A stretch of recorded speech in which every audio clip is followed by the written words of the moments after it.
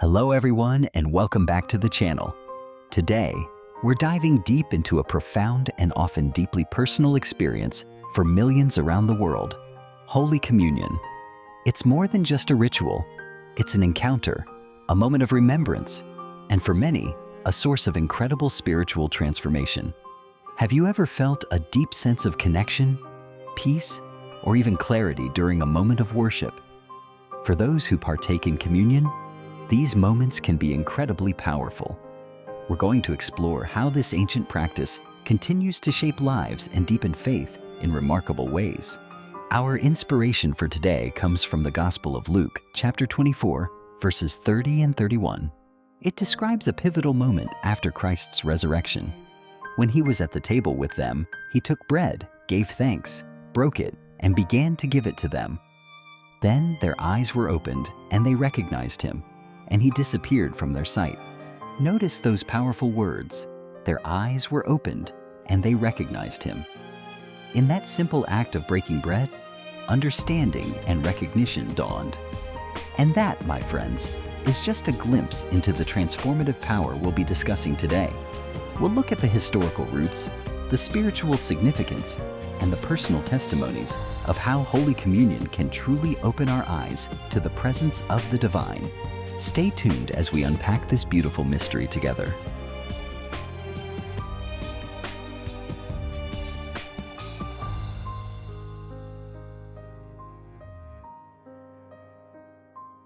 Gintitulan ko ni nga The Transformative Power and Experiences of Holy Communion. Tungod kay simbolo ni siya pero may gahom ni siya makaturan na magpa-transform sa aton kag magpa-experience sa aton sa supernatural nga mga experience.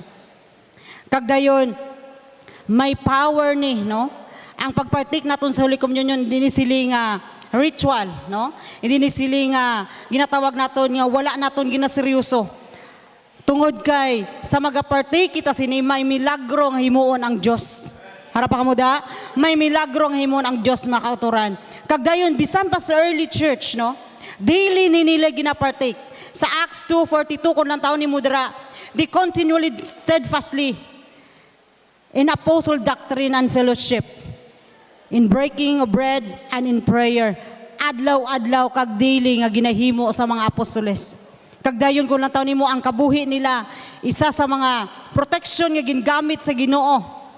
Sa panahon bisa pa sa Israelites, before sila nagwa sa Ehipto mga kauturan, naghimo sila sa sining nga hilikoton. Naglasupper sila, nagpasover sila, kay nagapati sila nga amo ni ang balo nila kag protection nila sa magagwa sila sa Ehipto kag magakadto sila sa wilderness mga kauturan. Sometimes sa aton hindi kita seryoso sa pagpartake. Sometimes hindi kita kung sa mga ano pa hindi kita wala naton ginabutang sa aton tinagipuson. Amo na nga siling pa ni Paul, ang iban sa inyo nagluya kag ang iban sa inyo nagkalamatay. Pero isa sa mga butang nga siguruhon ko karon, may power nga mag-transform mga kauturan sa sining experience naton sa Holy Communion. Kag dayon siling Pedra, kung basahon nimo ang Lucas 24:30 kag 31, ang senaryo sa sining nga istorya. Siling pa dito sa pagbanhaw ni Ginoong Hesus.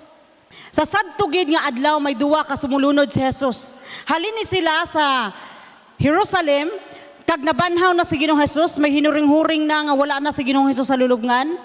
Kag sila ni mga Maria, no, sila ni Mary Magdalene, the mother of Jesus, nagkadto na sa lulubngan kag dayon natalupangda nila nga wala na si Ginoong Hesus didto.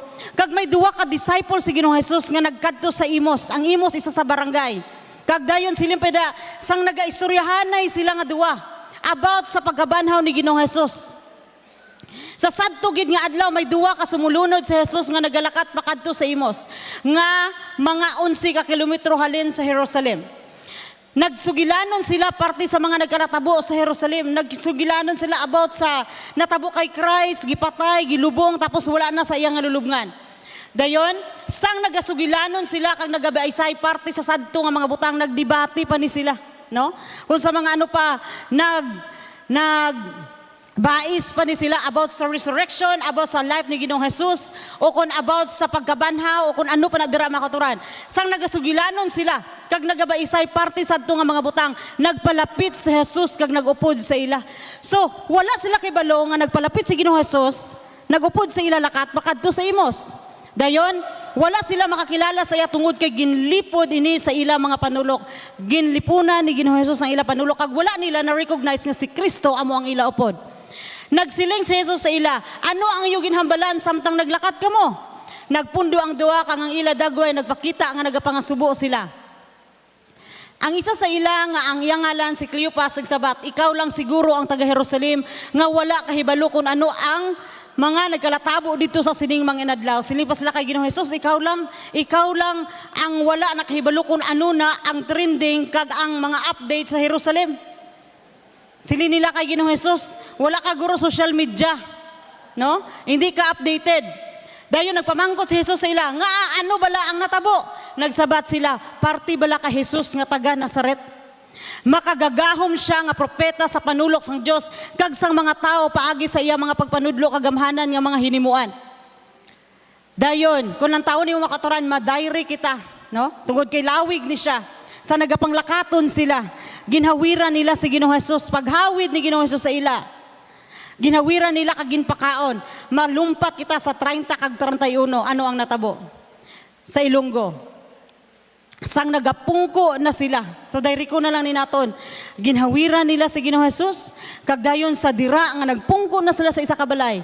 Sang nagpungko na sila para magkaon, nagkuha si Jesus sang tinapay kag nagpasalamat sa Dios, nagpamihak-pihak niya, ginpamihak-pihak niya kag ginhatag sa ila. Sang 31, kag ginbuksan ang ila panulok kag nakilala nila nga si Ginoong Jesus gali ato, pero hinali lang nga nadula siya sa ila panulok. Ang isa sa mga transformative power sa Holy Communion, mga katuran, ining word nga gin-open sa Dios ang ila mga panghunahuna. Dire sa una nato nga kamaturan, transformative power of Holy Communion is the presence of Christ. Ara gid ang presensya mismo sa Ginoo. Kag dayon, which offers clarity, revelation, and receptivity, removing obscurity and doubts and enable us to see Jesus. Sa panahon nga magparty ka sa sini, sa panahon nga mag-uyat ka sa baso kag magkaon sa simbolo sa lawas sa Ginoong Jesus, ara ang presensya sa Ginoo. Ara ang revelation sa Ginoo. May mga butang sa kabuhi naton nga gusto buksan sa Dios.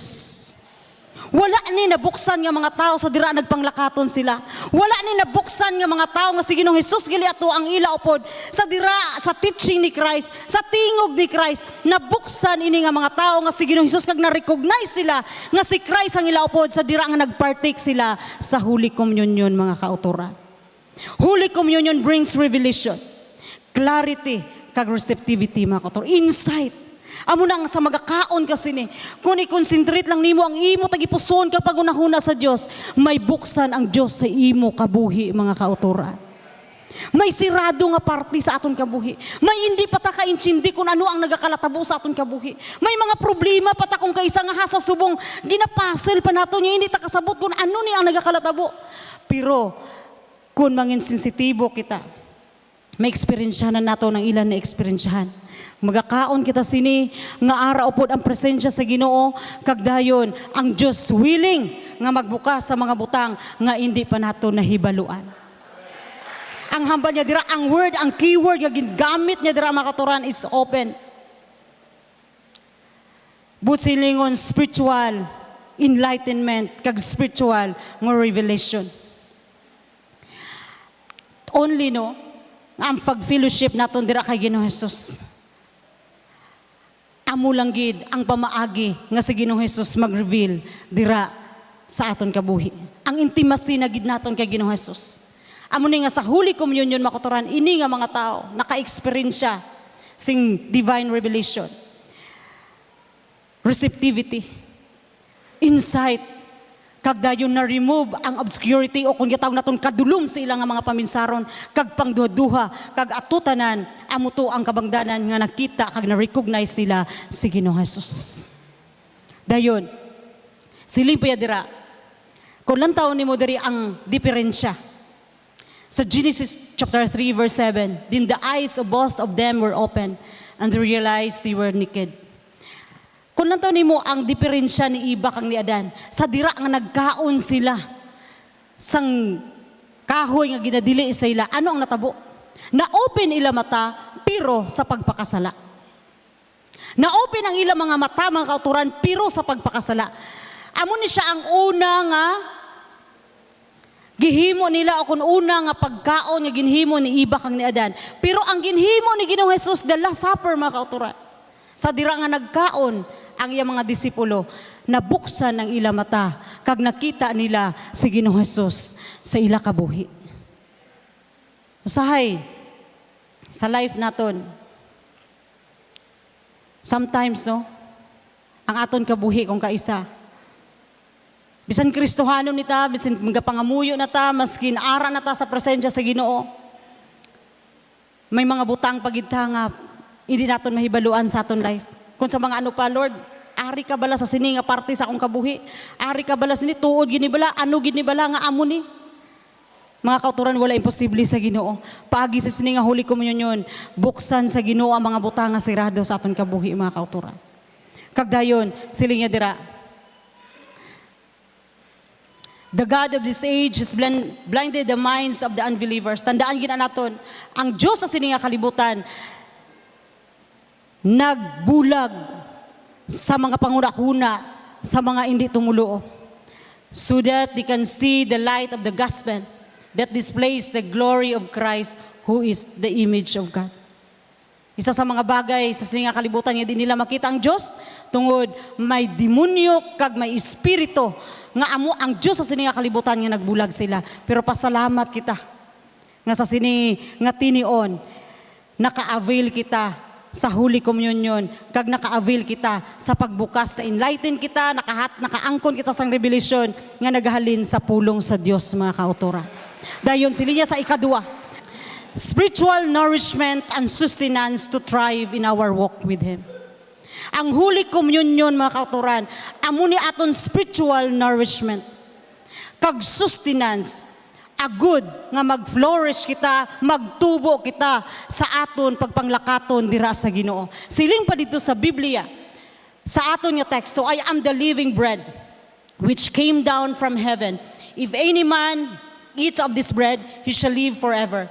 And the bread that I will give is my flesh, which I will give for the life of the world. Ano ang ni nga tinapay? Kabuhi ni naton, mga kauturan. Si Christ, kung lang taon nimo, gi-compare niya, may bersikulo dira, gi-compare niya nga sa diin, ang iyang nga lawas, gi-comparar niya sa mana, ngagin, hatag sa mga katawhan dito sa Israelites. Siya ang tinapay nga naghalin sa langit.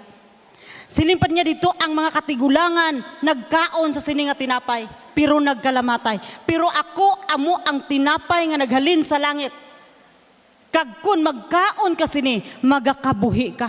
So amo ni subong nga Kristohanon, ang mga Israelites nga mga tao, nakasurvive sa wilderness, tungod sa mana. Kita makasurvive po ta sining panglakato naton sini nga kalibutan, napuno sa problema, balatian, kadulmanan, ano pa man yung mga circumstances makaturan, makasurvive ta tungod may nourishment kita kag sustenance, which is the body and the blood of Christ.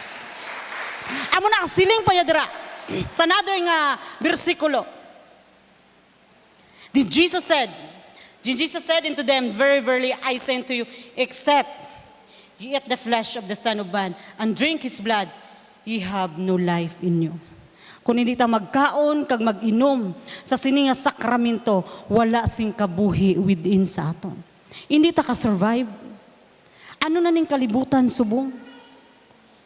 Hindi ta ka-survive sa mga problema, makatura. Amo na gani nga gamay lang ni siya nga elemento. Hindi lawas ang ipabakod sini. Kay kun lawas, litso na ding ari sa tunutubangan. Kay kun pagkaon ni mga pandisal ni, pero gamay lang ni siyang elemento nga nag-represent kag nagsimbolo sa lawas ng Jesus, kag ang gipabakod sini hindi aton physical, kundi ang gipabakod amo ang aton kalag, mga kauturan. amo ang aton kalag, ang aton pangunahuna nga maka-survive kita bilang nourishment to thrive sa aton nga pagpanglakaton, sa aton pagtuo dira kay Ginoong Hesus. Amo na nga siling pa ni Christ, kauna gid ninyo.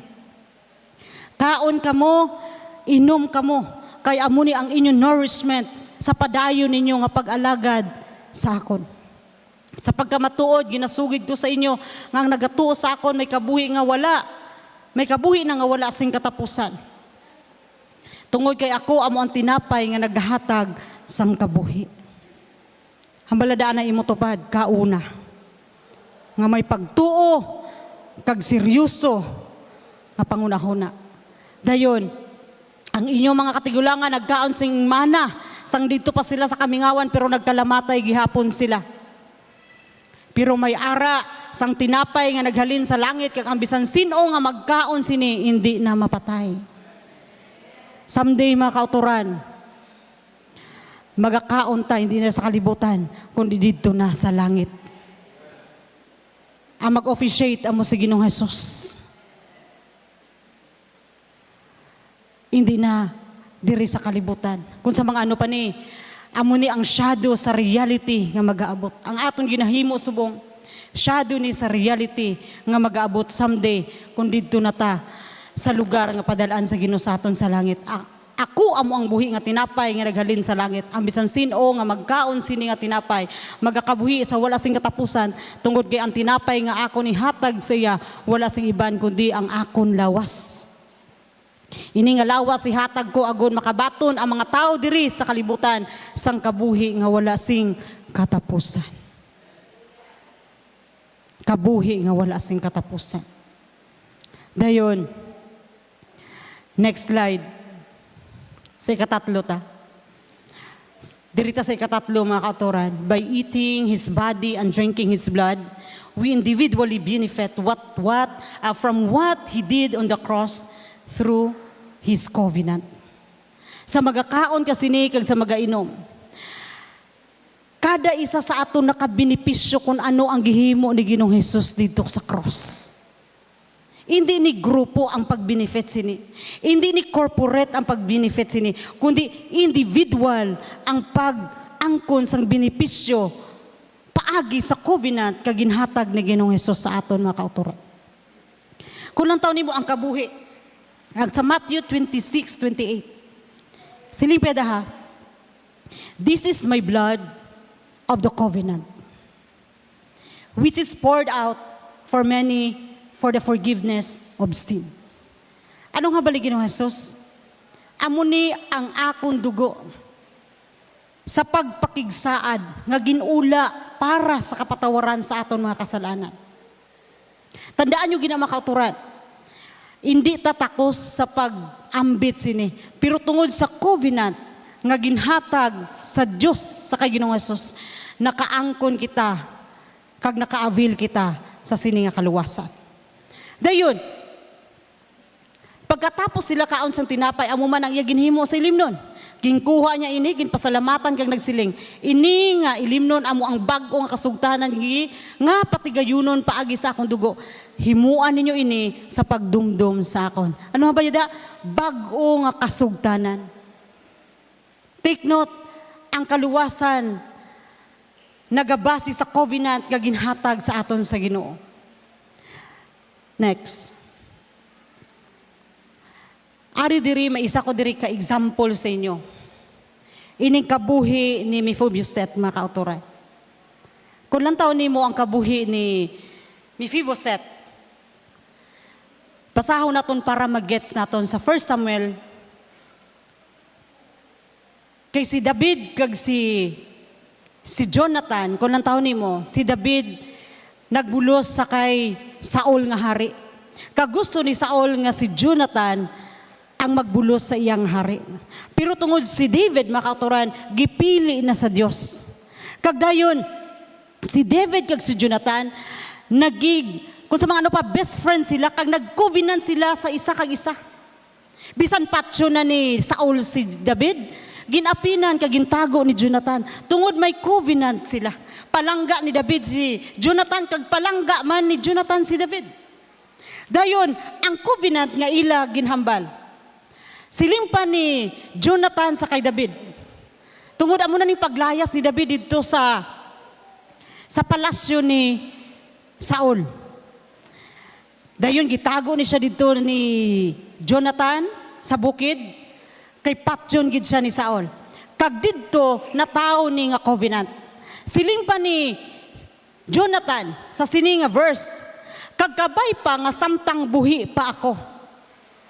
Ipakita ang imo paghigugma sa akon pareho sa paghigugma sang Ginoo sa aton. Kag kun patay na ako, ipadayon mo gihapon ang imo paghigugma sa akon pamilya. Bisan patyon pa sang Ginoo ang tanan mo nga kaaway. Amo ni ang hambal ni Jonathan sa kay David. Sundon tani kag sali-salin ipadayon mo amo ni ang covenant nila nga bisan patay na si Jonathan, ang covenant nila nga ipakita gyapon ni David ang kaayo niya sa mga kaliwatan ni Jonathan. Dayon, gani naghimo si Jonathan sang kasugtanan sa panimalay ni David. Naghimo sila sing covenant. Kag nagsiling siya, kabay pang ipalaglag sang Ginoo sa imo mga kaaway kung hindi mo pagtumanon ang akon pangabay. So siling pa niya, kung hindi nimo mahimo David, kabay palaglagon ka sa Ginoo. Pero siling pa da. Next, ginpasumpa liwat ni Jonathan si David sa pagpalangga sa iya. Tungod palangga niya si David, subong sang iya kaugalingon. Dayon, si David kag si Mephibosheth, gindirect ko na lang ni, para nga i-shorten na lang naton mga katuran. So before sina, sa covenant, naglayas na to si David. After sa covenant, naglayas ni sa David, kag wala na sila nagkitaay ni Jonathan. Napatay si Jonathan, kag napatay si Saul sa pagpakig-away. Pila ka tuig naghari na si David. Nagpungko na si David sa trono sa pagkahari. Dayon, sa 2 Samuel, kay 1 Samuel to gina sa 2 Samuel, siling pa da sa chapter 9, si David kag si Mephibosheth, isa ka adlaw nagpamangkot si David. Tungod covenant na nila nga, kung may kaliwatan pa si Jonathan, pakikitaan gid ni David sang kaayo. May nabilin pa bala sa pamilya ni Saul nga mapakitaan ko sang kaayo tungod kay Jonathan? Tungod grabe ang pagpalanggahan nila ni Jonathan kag ni David mga kauturan. Bisan kontra ni Saul si David, ginapi na ni Jonathan tungod sa covenant. Ginpatawag niyang isa ka tawo nga ang ngalan si Ziba, nga sulugon anay sang pamilya ni Saul. Pag abot niya, ginpamangkot siya ni David.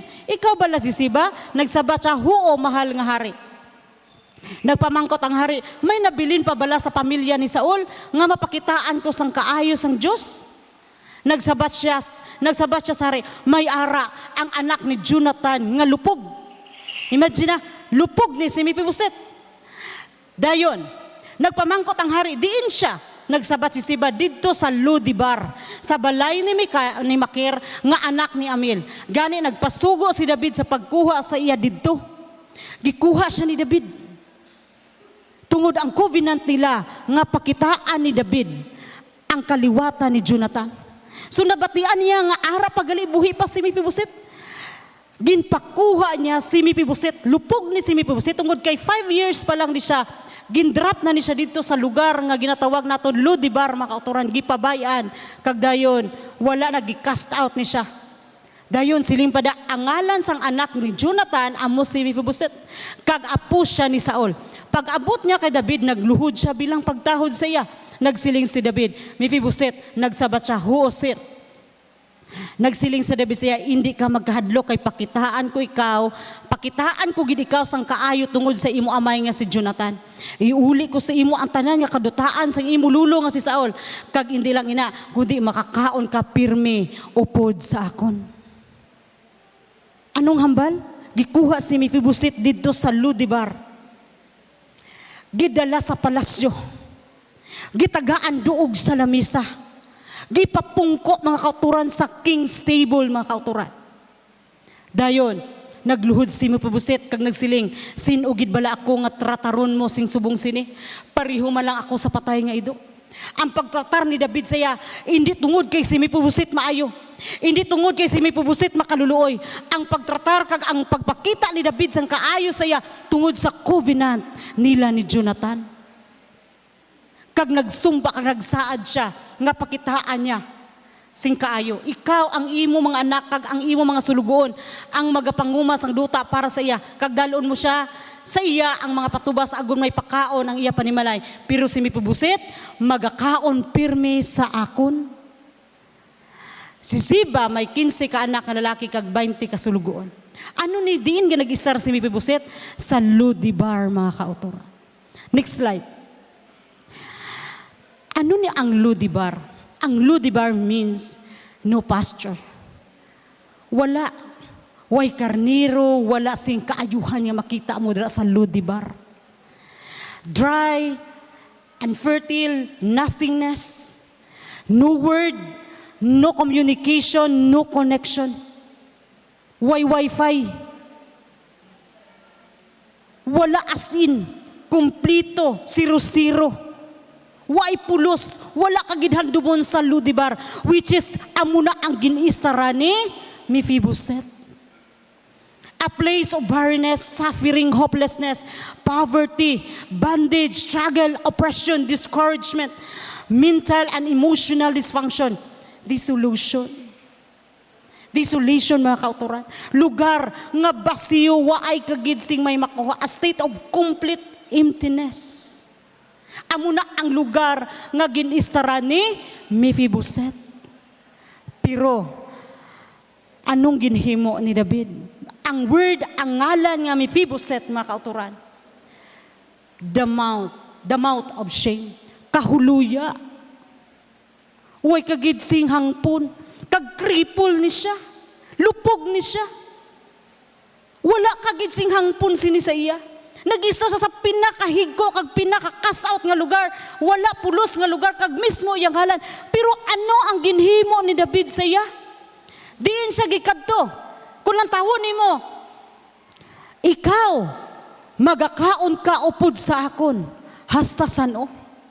Basaw na to liwat sa verse 7, 9, verse 7 kag verse 10. Before kita makadto, siling padra. Do not fear, for I am surely show you kindness for Jonathan's, your father's sake.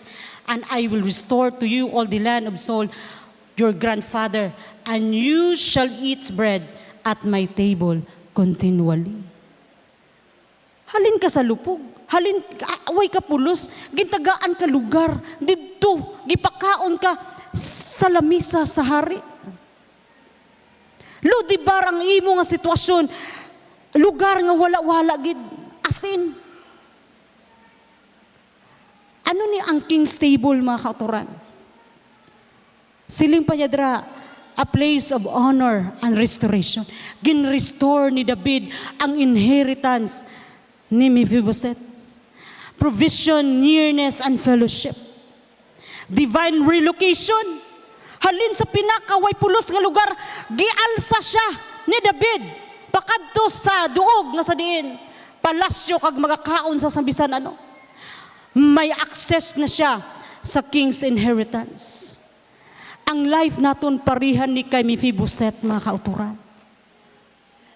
Ara pa kamuda?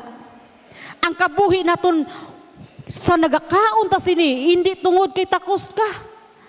Nagkaon ka sini kag gintagaan ka special nga slot sa lamisa sa Dios. Tungod si Christ nagig-covenant sa amay nga luwason ta. Amo na nga, sa aton kabuhi, halinta sa Lodebar, halinta sa way pulos nga kabuhi, halinta sa duog nga way-way gid, ginkuha ta sa Dios, ginbutangan niya ta sing duog, kag makakaon ta sa iya sa lamisa, makapartik ta sa Holy Communion, mga kauturan. Amo na nga, kung lang tawon mo ang life naton, sa magapartik ka sini, sa magakaon ka, magauyat ka, Lord, salamat sa special nga slot nga ginhatag mo sa akon sa imo ginharian, sinugig ko bala Ginoo. Salamat sa divine relocation, Ginoo. Nga halin ko sa pagpakasala, cripple ko sa sala, pareha kay Mephibosheth. Naglistar ko sa Lodebar, which is pastureless. Wala connection, wala pulos nga lugar. Imo ko gihawas, gagialsa, gitagaan mo sing paglaom kag kabuhi nga wala sing katapusan. Amo na mga kauturan, may access na ta sa inheritance. Paagi kay Ginoong Jesus. Amo nang ginhimo ni Christ. Amo nang ginhimo ni Ginoong Jesus sa aton. Amo na hindi tatakos.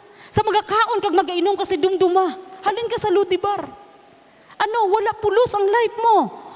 Puno ka sa pagpakasala.